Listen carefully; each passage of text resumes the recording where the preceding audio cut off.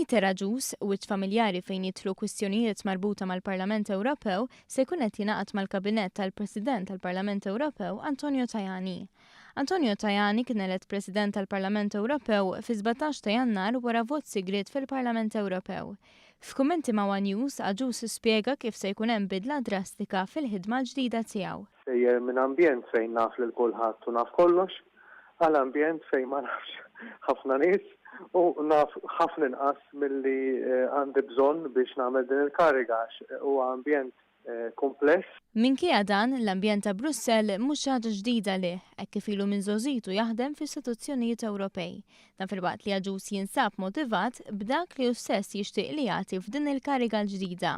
Jiena motivat ferm bil-sens ta' servizz li nixtieq nagħti lill-President tal-Parlament Ewropew li evidentement jirrappreżenta l-istituzzjoni u jitkellem fisimha fil-fora fejn jiltaqa' mal-istituzzjonijiet l-oħrajn.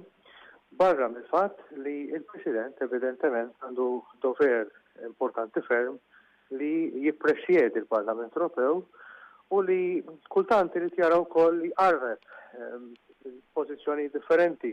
Aġus li għandu 37 sena kien ilu jokkupa l-kariga ta' kap tal-Uffiċċju tal-Parlament Ewropew f'Malta għal dawn l-aħħar 5 snin, tant li t-terminu tiegħu kien se jiskadi aktar tard din is-sena.